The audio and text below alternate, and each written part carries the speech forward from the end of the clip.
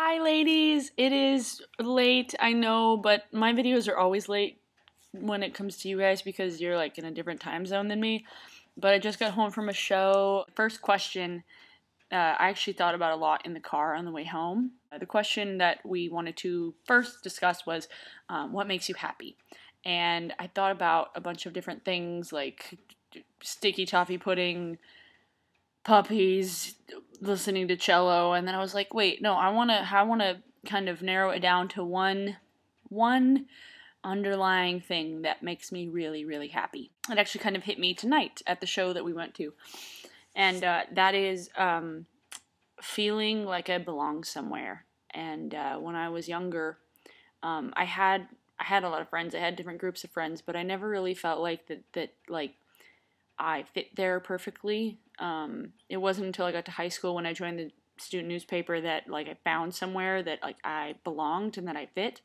And then when I was a freshman in college, I knew I didn't belong where I was. One, because my roommate was a heinous bitch, and two, because I was surrounded by hypocritical Catholics. And I wasn't really cool with that. When I got to UWT, again with the newspaper, I found somewhere that I belonged. And then in the last like year or so, I've really kind of come into my own and like really found where I belong in this Seattle music scene, doing photography and being with the friends that I have. And so Hey Marseille, the band I talked about in another video, that video that I actually had like overlaying my voiceover thing, I took that at one of their shows, and then their band's manager actually emailed me and wanted to use that on their own YouTube channel, so I gave it to them.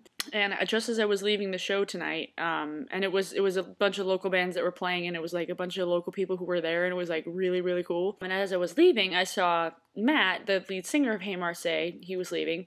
Matt is literally walking out the door, and he turns back and grabs my shoulder, and he's like, "Hey, Abby," and he kind of like looked at me, like making sure that it's me.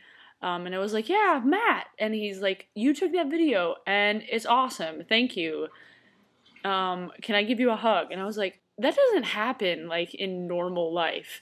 It was that and the fact that I was surrounded by like a bazillion people that I admire, and it's like I feel like I really belong here, and it's like these friends are the friends that I can trust really well and that I connect with really well, and it feels right and it feels good.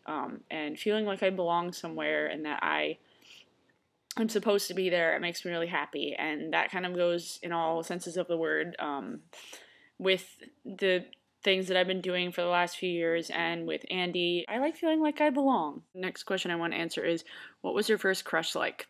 I was one of those kids that when I had a crush on a boy, it could only last for a year, and then the next year there was a new boy.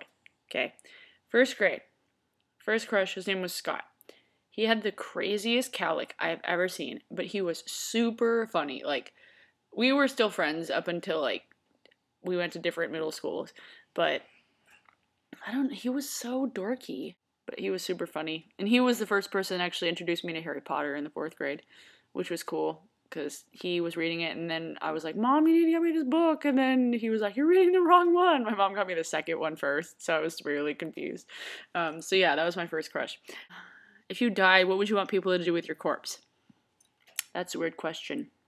I've thought about being cremated because I've seen way too many, like, not that like doctor shows or freaking cop shows or anything realistic, but I really would not want to be like decaying. That would be creepy.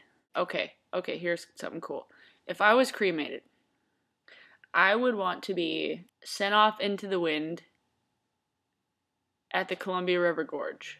So into the Columbia River, and then either it would go down the Columbia River or back out into the Pacific Ocean. I still haven't decided what I want to do, but I have plenty of time for that because I'm not dead.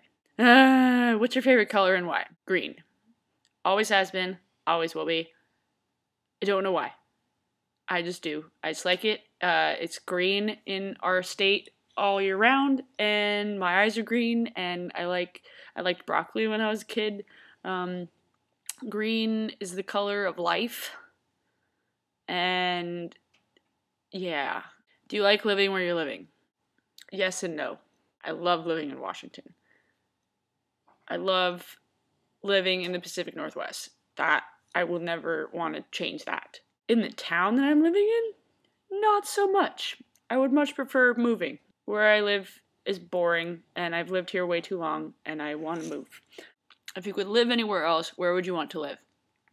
Okay, if I had to live outside of Pacific Northwest, my country's huge. Okay? Pacific Northwest is like its own little country to me, okay? If I wanted to live anywhere else, I would want to live in the UK. I've always wanted to go there, and if I wanted to live anywhere else, I think that would fit, you know? I think I would fit there. I think I'd fit in with you guys. You think so? I think so. What was your favorite book growing up? My favorite book growing up was Harriet the Spy, and that's what got me started writing. And I want to get a tattoo of Harriet the Spy, and that's super nerdy. But Harriet the Spy was my thing, and I loved it. Do you know where your towel is? I think it's upstairs in the closet. I don't have my own towel. We just have towels in the house. You mean like a dish towel or like a bath towel? Because that's an entirely different question.